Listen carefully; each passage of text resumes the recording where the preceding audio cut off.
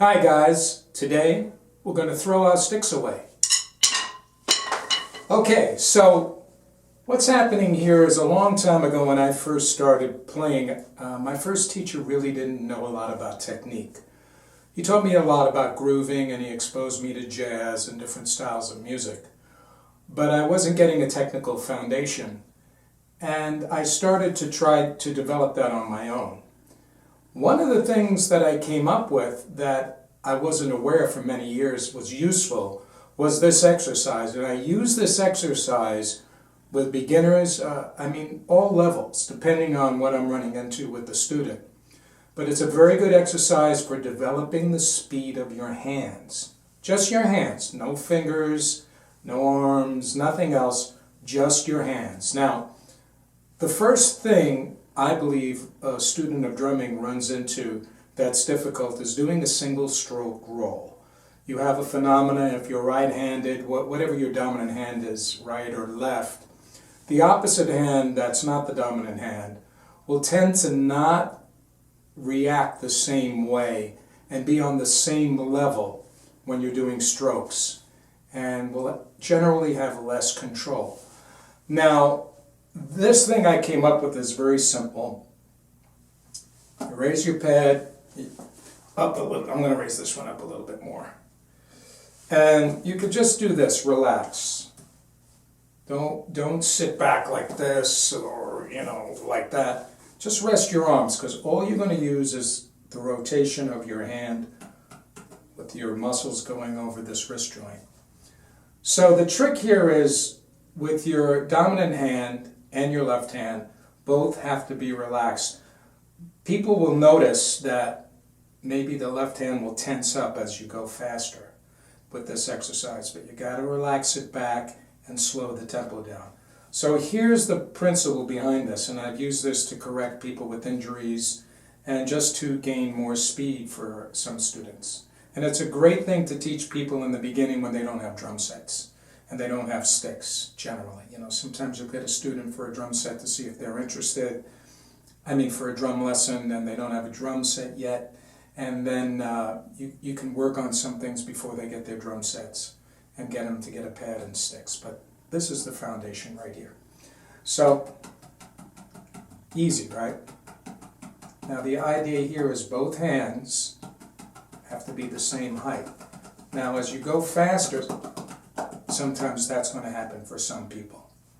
So what you have to do when you start to falter is back off and then go a little bit faster until you can't control it, then back out.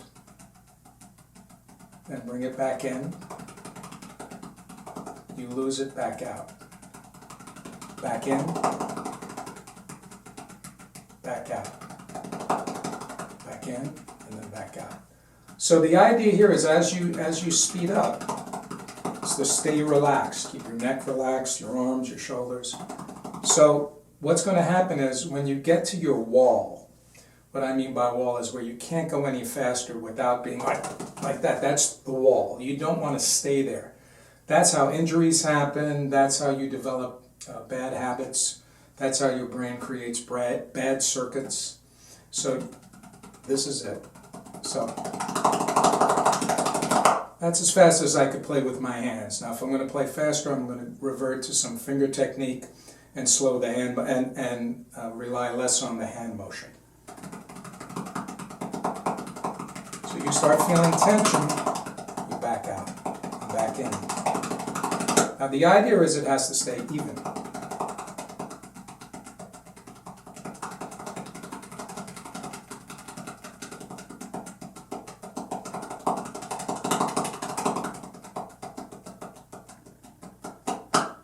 And that's it. It's a very simple exercise.